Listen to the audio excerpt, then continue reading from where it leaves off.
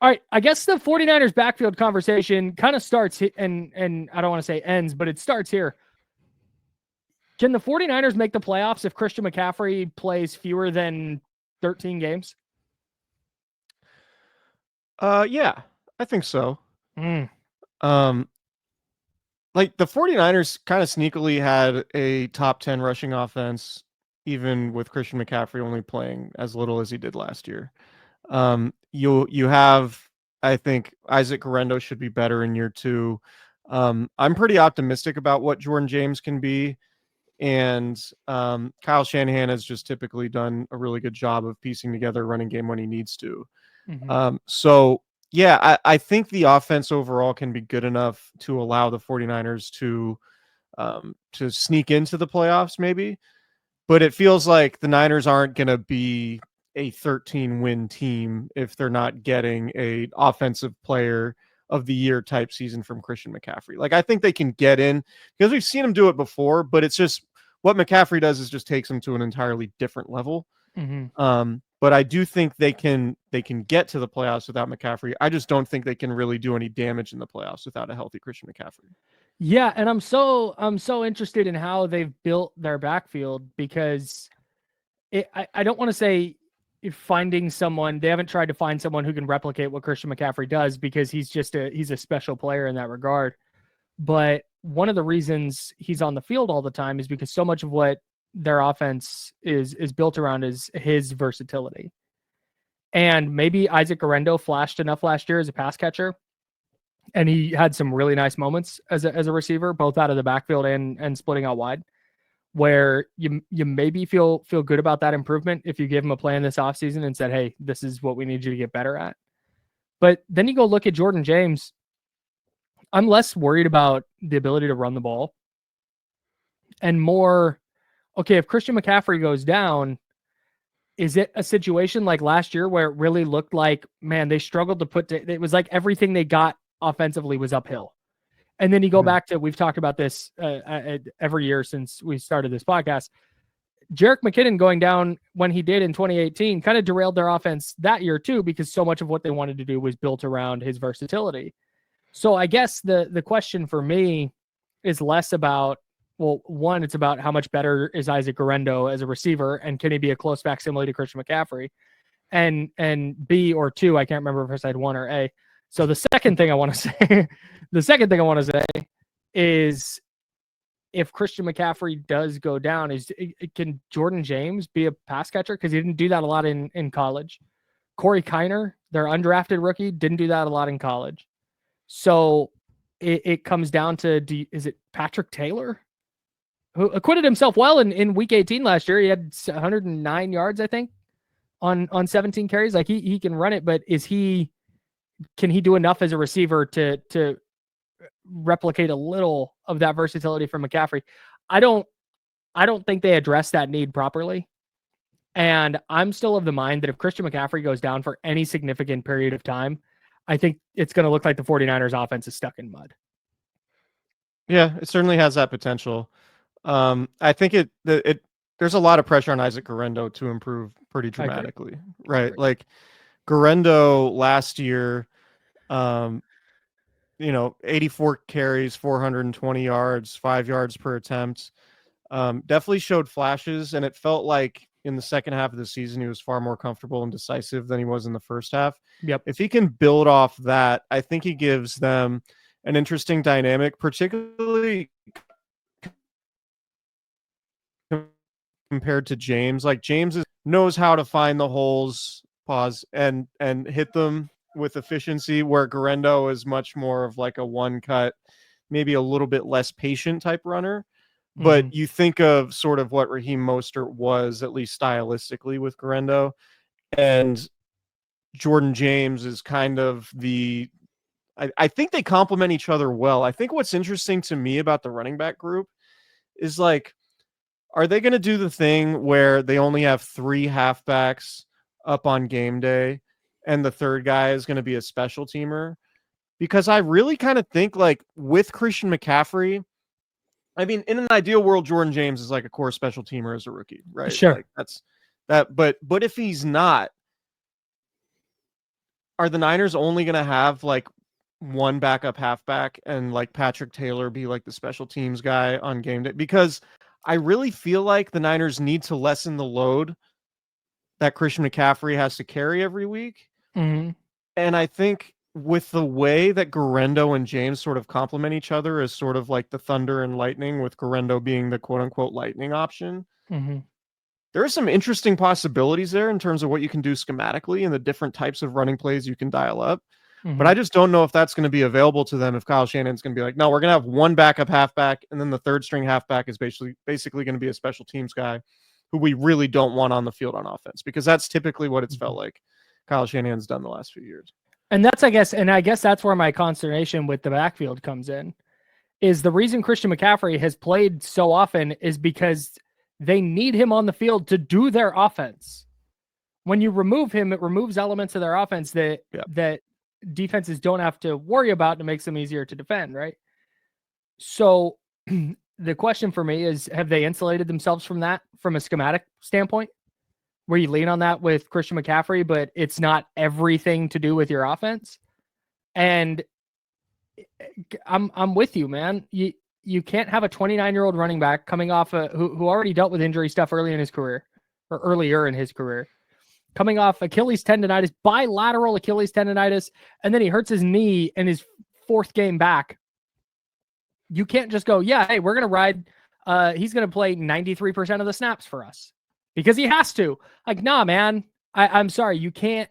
That is not a viable way to go about keeping Christian McCaffrey healthy. I'm not saying split snaps. I'm not saying playing 50% of the snaps, but can you get it down to 80, 75? Like, can you make it where if Isaac Guerendo is on the field for a full series, you don't feel like you're punting that series? Schematic. Yeah. And if it's a 17-point game with 8 minutes left, do you have to have Christian McCaffrey on the field for every snap still? I understand. Look, I get Kyle Shanahan has been burnt by that week 1 game, 2021 against the Lions, where they were up big and kind of tricked it off at the end. I understand he's scarred by that. Well, and like the 28-3 Super Bowl, maybe. Or the 28-3 Super Bowl. Sure. That's also a thing that happened. But like, man, I would be more scarred by Christian McCaffrey getting hurt again. Yeah. That to me, at some point, man, you got to trust your dudes. If you don't trust Isaac Guerendo to carry the football when you're up 2 scores with 8 minutes left, then don't have him on the team. Find a better player. If you don't trust Jordan James to do that, why did you draft him? If you don't trust Patrick Taylor to do that, why'd you re-sign him? Like, that's why you have other players on the roster, is to take off some of the, I'm going to call it unnecessary workload for Christian McCaffrey. Yeah, because it just so much rides on his health for me. I agree with you for sure. And I do wonder about the push and pull between like Shanahan and McCaffrey, because McCaffrey is definitely the type who's just never checking himself out of the game. Correct. So can Kyle Shanahan just be like, hey man, you're just coming out. Like, we need you in potentially December and January. Like, we don't need you. We don't need you playing 100% of the snaps against, whoever you're playing in early October. Like, obviously all the games are important, but yeah, like that, and again, that goes back to why there would be so much pressure on Isaac Guerendo to be a good player, because I'm optimistic about what he could be for sure. And if Isaac Guerendo, and he's got to stay healthy too, right? Like, because he's dealt with injuries going back to college. Like, he's not exactly a banner of constant availability, right? Like, so there are questions about all these guys, and I don't want to do the analysis where like, well, if they stay healthy, they'll be fine. Like, sure, Guerendo needs to not only stay healthy, but be kind of a starter level running back. I think, to your point, like, if Christian McCaffrey is getting 15 to 20 touches in September and October, you feel a lot better than if McCaffrey's touching the ball 25, 30 times early in the season, and you need every single one of those touches to win these like 1-score games. Like, in an ideal world, McCaffrey's getting 15 to 20 touches. Guerendo's getting 10 to 15 touches. And that's enough. Like Brock Purdy is improving. The pass catchers, Ricky Pearsall is like proving to be a starting quality receiver, right? Like, and the other thing too, like the offensive line needs to be better in the running game, particularly in short yardage. Like, Totally. That would make life a lot easier for Isaac Guerendo, Jordan James, Christian McCaffrey. Like if the offensive line can get back to what it was, say like 2019, when it was just dominating the line of scrimmage against teams, then, that makes it a lot easier for Guerendo to be what you need him to be and allow him to play more. So you're not driving Christian McCaffrey into the ground by, November. Right. Yeah, man, I'm right there with you because I'm not putting this on Jordan James, a 5th-round rookie who doesn't appear to be any great shakes as a receiver. I'm not putting it on Corey Kiner, who you had a note about his hand size that is unbelievable. And so I've never seen this before. Just doing a little bit of research on Corey Kiner before he went online here. Searching his spider graph. Looking at his spider graph, of course, on Mock Draftable. Shout out to the good folks at Mock Draftable who do just yeoman's work. Hand size for Corey Kiner, 7 3/4 inch, which doesn't seem like, I think my hands are about 8 inches. I don't have very big hands, but like 8 inches. I think I've measured mine before, around 8. He's 7 3/4. You know what 7 3/4 is among other running backs? What percentile? 0. 0th. He's in the 0th, the Nile percentile of hand size. There's could not get into the one, not even a percent. They said to hell with you and your percent. Right. Your 7 3/4 inch hands get nothing. I think I need to see Corey Kiner in person to confirm that he has hands. If his hands are in the 0th percentile here. But the point being with that is, like, obviously you're curious about his ability to catch passes and you're curious about ball security. And I think he fumbled 5 times or something like that in his entire college career, including 3 times, I think, his most recent season. So it's not ideal. And I would imagine that played a significant role in him going undrafted, but I don't know, just something that stuck out to me because I've never seen anybody be in the 0 percentile in anything in all of my years of stalking spider graphs on Mock Draft. Yeah, man, I've seen single digit percentiles. Yeah, like single digit percentiles are there. I've never seen 0th. Yeah, 0th. Don't 0%. even know. None percentile. That's just insane. So, but to that point, I'm not putting it on Corey Kiner. And have the 49ers found quality undrafted backs before? Totally. But I'm not talking about, hey, can this guy run the football credibly? Like, I have no doubt that they all can. But it's, can they lift the 49ers offense in any kind of way outside of, oh yeah, they can get the 3 or 4 yards that are blocked for them, and then that's going to kind of be it. Can you create explosive plays? Can you be an effective weapon out of the backfield?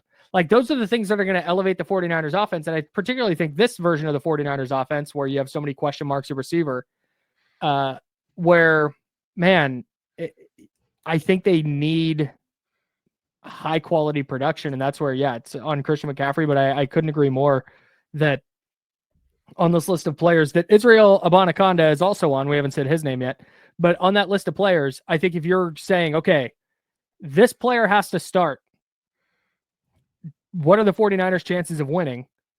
I think you feel good if it's Christian McCaffrey. I think you want to feel good if it's Isaac Guerendo. And I think the rest of those guys, you're going, it's on Brock Purdy today. And I don't know if that's a space the 49ers want to live in. Yeah. Israel Abanaconda, by the way, just pulled up his spider graph. Hand size 8 1/4 inch.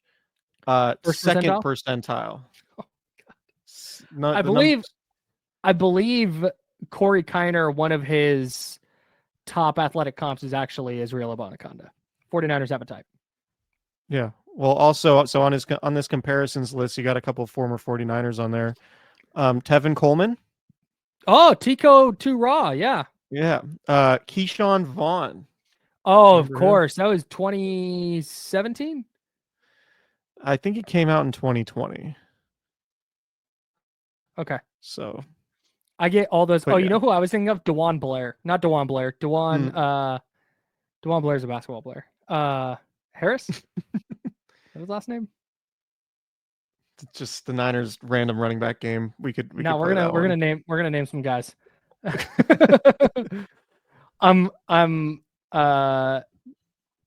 Harris. What the hell was that guy's name, Chris? Help me. You covered the team. DeJuan Harris? That's what I said. And that's not the person. Well, there are people listening to this right now just screaming at their phone or however they listen. Hopefully their computer, and they're watching on YouTube. While you look up the name, we haven't brought up Kyle Juszczyk yet. We thought Kyle Juszczyk was not going to be on the 49ers for a couple days during the offseason, the start of free agency. Came back. You said DeJuan Blair. DeJuan Harris. Yeah. It was 2015. Right. It was DeJuan Harris, Sean Drone, Carlos Hyde, little Kendall Gaskins in there, some Mike Davis, some Travaris Cadet. Oh, this is just phenomenal. This is amazing stuff. Reggie Bush was on that team. Pierre Thomas played for the 49ers?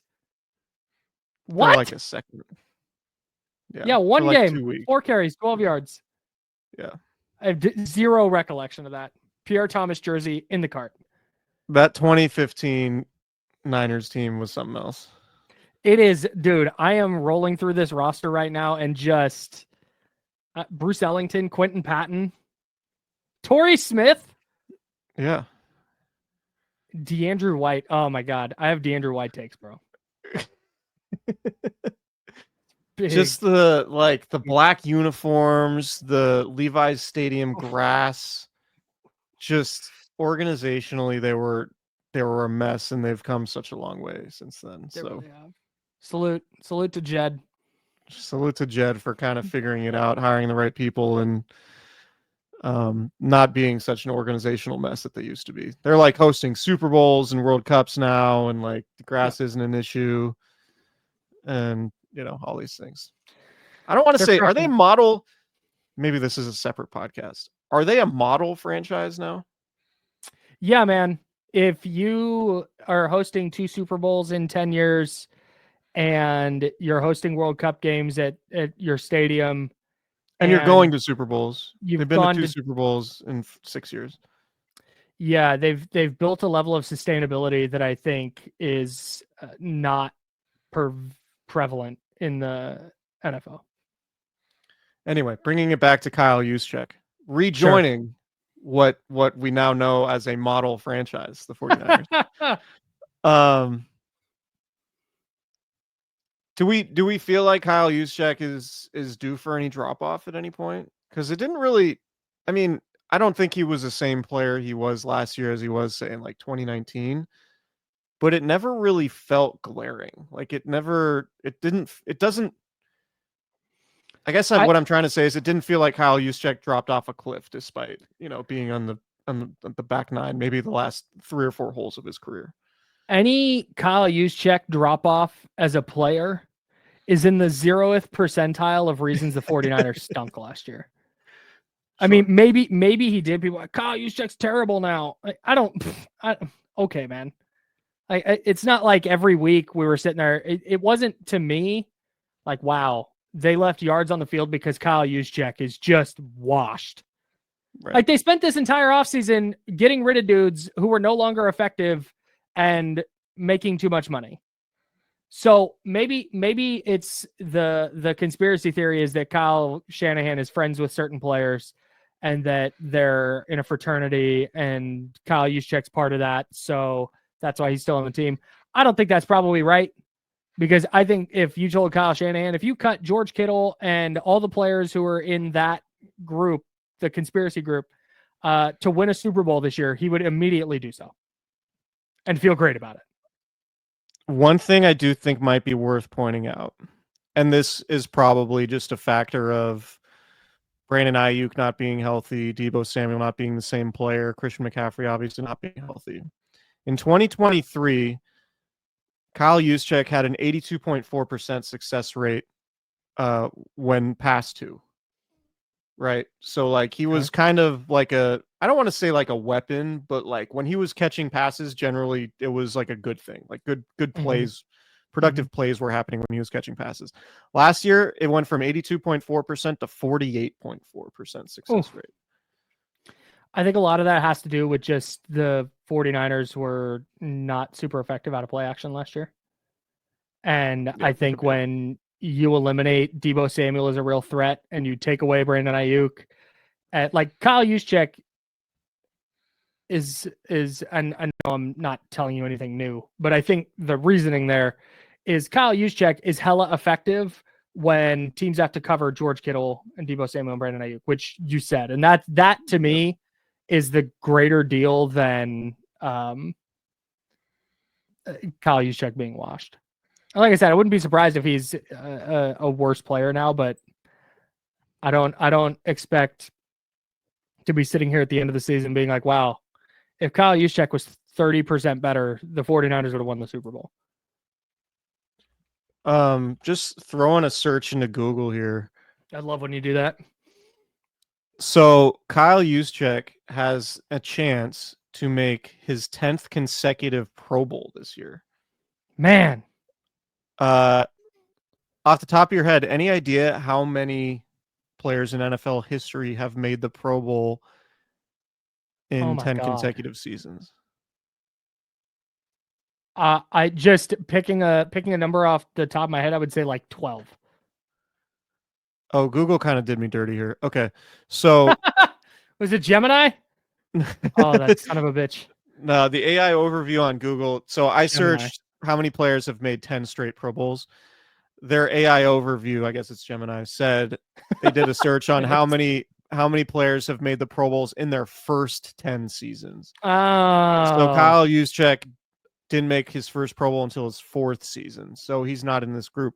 Point is, though, 5 players have made the Pro Bowl in their first 10 seasons. So I would imagine, 10 straight Pro Bowls is probably, I don't know. It's got to be less than 10. But Kyle Juszczyk can get there if he gets to another Pro Bowl this year. I feel good about my guess of 12. Yeah. I bet it's not happened very often with fullbacks. Well, I think he does. He already leads all fullbacks in Pro Bowls. I'm pretty sure. Salute. Hall of Famer Kyle Juszczyk?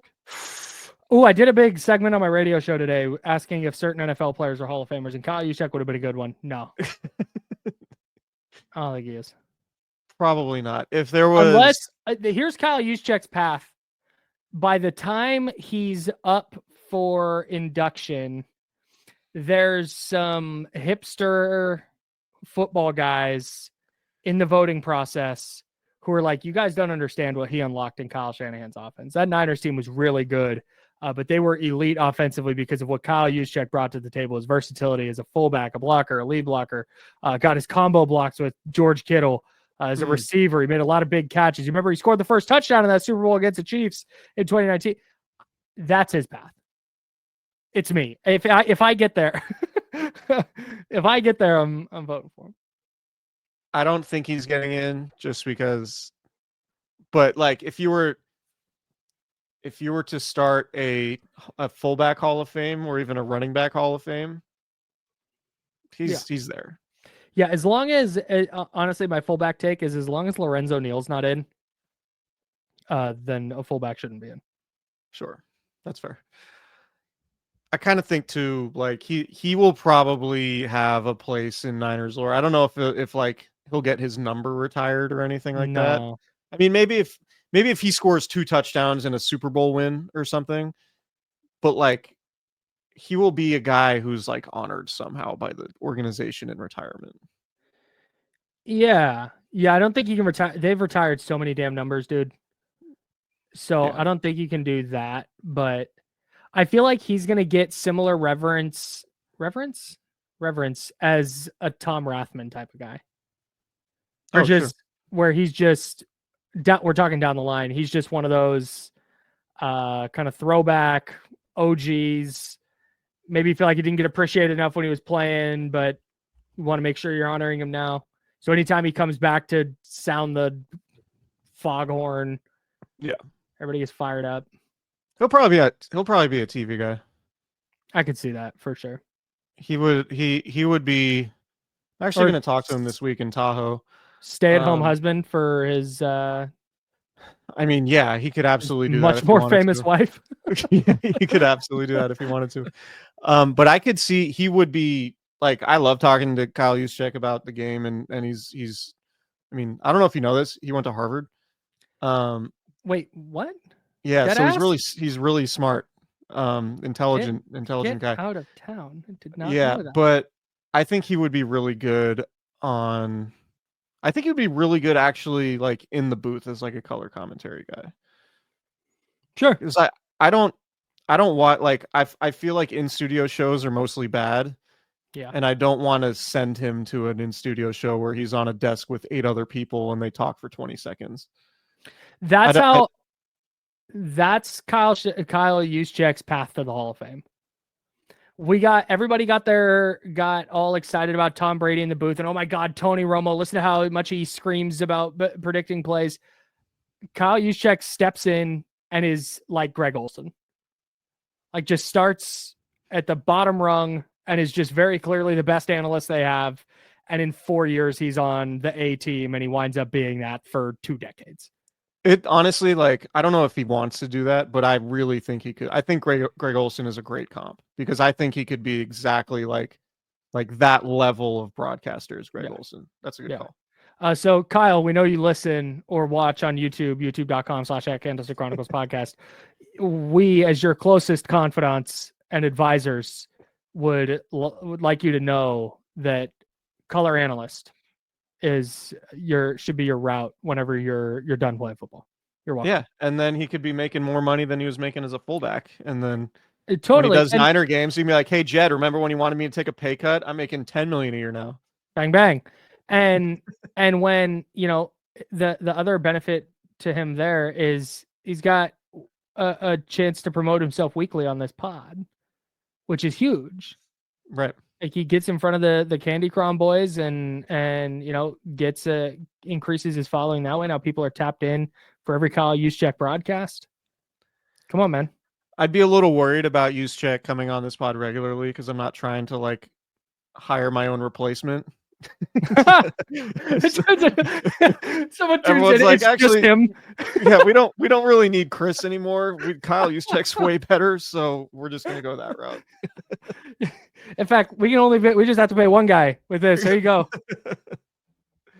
Anyway, Cooperage makes a beer called Juice Check, and it's like a juicy IPA. We're like, son of a bitch. Might happen. No. Hey, Kyle, as your closest confidants and advisors, stay out of the podcasting game. Especially if you're gonna do it, talk about the Ravens or Harvard. If you're gonna do it, stay away from middle tier 49ers podcast, please.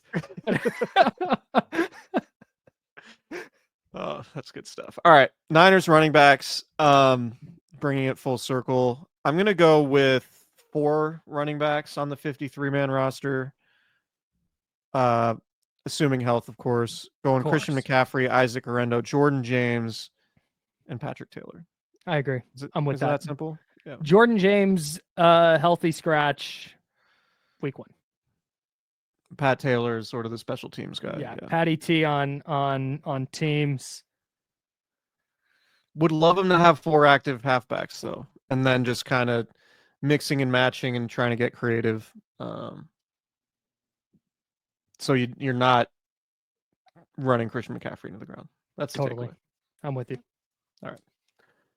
All right, we did it. Subscribe to the YouTube channel, Candlestick Chronicles Podcast. Rate and review wherever you listen to your podcasts, and we will talk to you guys later on. Hell yeah.